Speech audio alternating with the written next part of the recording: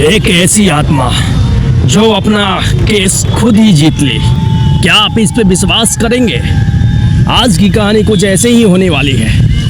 बेहद खौफनाक और दर्द भरी कहानी। आज वो सच्ची घटना, वे भी कहीं दूसरी जगह की नहीं, भारत की होने वाली है। हेडफोन लगाइए और चलिए कहानी की शुरुआत करते हैं। आज की कहानी है लखनऊ, वर्ष 2020 की।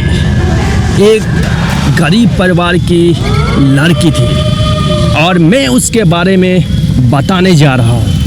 आखिर उसके साथ ऐसा क्या हुआ और किस वजह से उसे खुद आत्मा बनकर अपना बदला लेना पड़ा। तो चलिए वीडियो शुरू करें। तो करते हैं। उस लड़की का नाम था सरिता।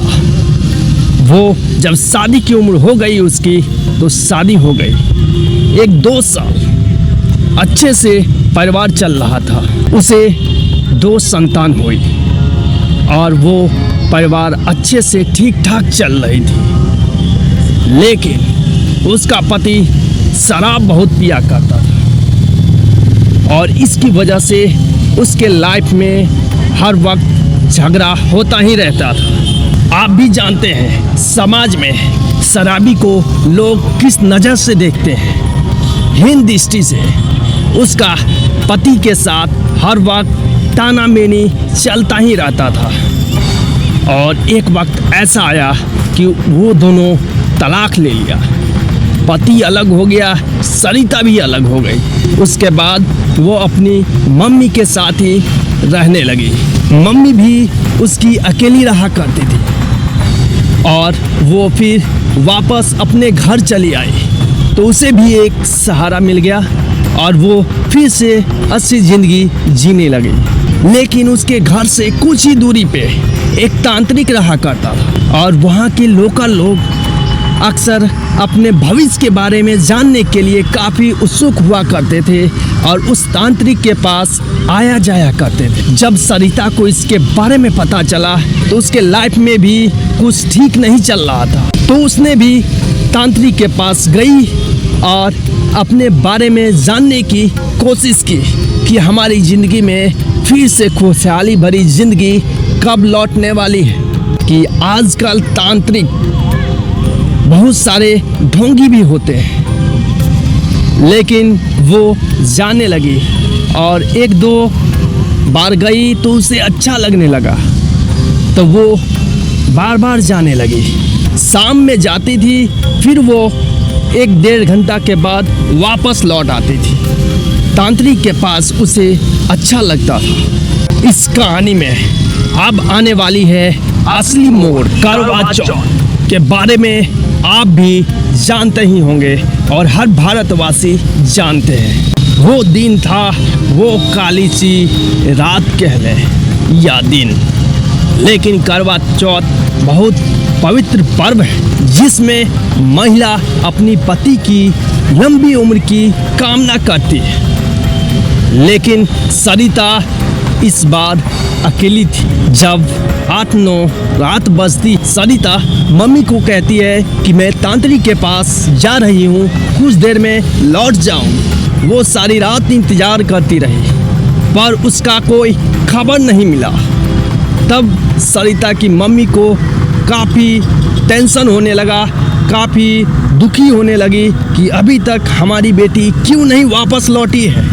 जब वो 1 दिन इंतज़ार की, 2 दिन इंतज़ार की, फिर भी बेटी नहीं लौटी, तब उसकी मम्मी नज़दीकी पुलिस थाना में जाती है और कंप्लेन दर्ज करवाती है और वो सारी बातें बताती है।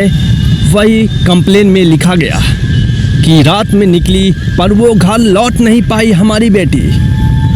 तो पुलिस को शक हुआ कि हो सकता है तांत्रिक ही कुछ किया है। तो उसके पास वो जाता है, उसे पूछता है, लेकिन वो कहता है मेरे पास तो सरिता आई ही नहीं थी। तब पुलिस को लगता है ये कैसे हो सकता है, उसे शक होता है। लेकिन कड़े से पूछताछ करने के बावजूद भी वो कुछ नहीं जवाब देता है। वो अपनी ही बातों पे डिगा रहता है। तब पुलिस कंप्लेन को अपने हाथ में सीरियस लेती है और वो छानबीन करना चालू करती है, लेकिन उसे कोई हाथ नहीं लग रहा था। लेकिन जब सरिता का कॉल डिटेल निकाला गया तो एक नंबर मिला और उस नंबर पे अक्सर बातें किया करती थी। तलाक हो जाने के बावजूद भी लंबे लंबे समय तक सरिता।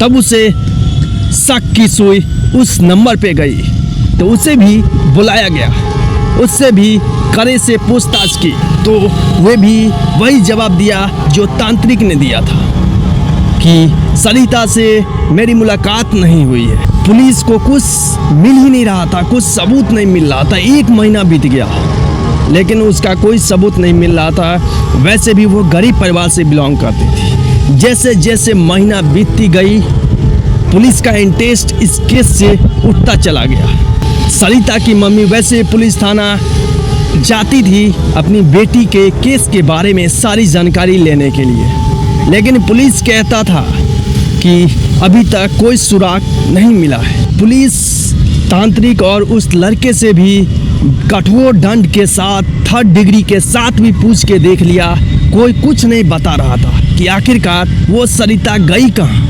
लेकिन वो एक दिन आता है जब जो उसका बॉयफ्रेंड था वो अचानक से घबराते हुए शाम पहर थाना में पहुंचता है और पुलिस को घबराते हुए बोलता है। वो बोल नहीं पाता है, उसकी ओठें कांपने लगती है तो पुलिस उसे हौसला देता है। आखिर क्या बात है जो इतना तुम घबराए हुए हो, आराम से बैठो, तुम्हें कोई कुछ नहीं करेगा, हम लोग हैं, बताओ आखिर बात क्या है। तब वो बताता है कि मैंने ही सरिता का मर्डर किया है। तो पुलिस को लगता है कि ये बौरा गया है, लगता है 3rd डिग्री टॉर्चर से ये काफ़ी डर गया है। और पुलिस को भी अब डर होने लगा कि हम लोगों पे ही उल्टा केस ना हो जाए। तब पुलिस उसे प्यार से समझाती है। वैसे अक्सर पुलिस किसी को प्यार से कम ही समझाती है, लेकिन उसे प्यार से समझाती है कि तुम डरो मत, आखिर बात क्या है।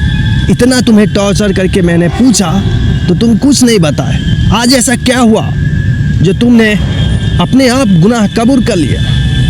तब वो कहता है कि पुलिस साहब मुझे बस आप अरेस्ट कर लो, नहीं तो मेरी जान को खतरा है। तो पूछता है आखिर क्यों। तब वो बताता है कि वो रोज दिन रात मेरे आंखों के सामने सरिता रहती है, मैं जिसके पास देखता हूँ वहाँ पे वो सरिता नज़र आती है और मुझे काफ़ी टॉर्चर कर रही है। मैं रात में दिन में कभी सही से सो नहीं पाया हूँ। इतने 6 महीने बीत गए फिर मुझे नींद नहीं आती है और वो हर पल मुझे धमकाती डराती है। तब पुलिस पूछता है कि मैं कैसे विश्वास कर लूँ तुम पे। तब वो बताता है कि करवा चौथ के दिन जब मैं उससे मिलने के लिए उसे बुलाया, बोली कि ठीक है मैं कुछ देर के लिए आती। बोला कि मैं उस दिन काफ़ी नशे में था, मेरा दिल था कि वो सारी रात मेरे साथ रहे और पति पत्नी जैसा जीवन बिताए।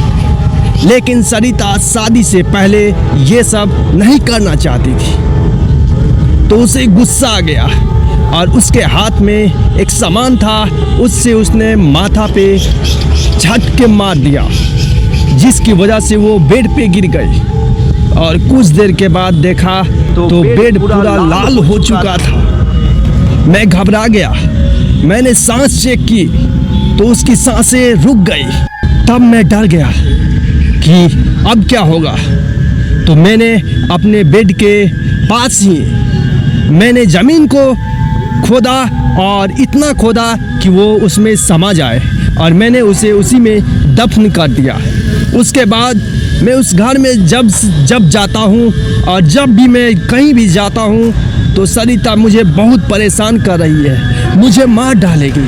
जब पुलिस उसके घर पहुँचती है तो वही सब देखती है। तब उसे विश्वास हुआ और उसे अरेस्ट कर लिया गया।